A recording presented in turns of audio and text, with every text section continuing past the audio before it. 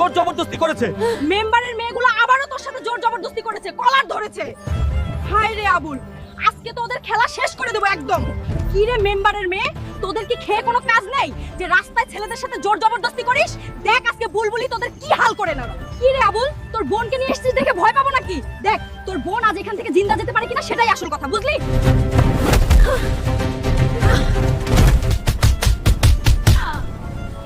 কি রে, কই গেল তোর পাওয়ার? ভাই মেম্বারের মেয়ের হাত থেকে আমার বোনকে লাইক করে শক্তি দাও, তারপর দেখো বুলবুলির পাওয়ার।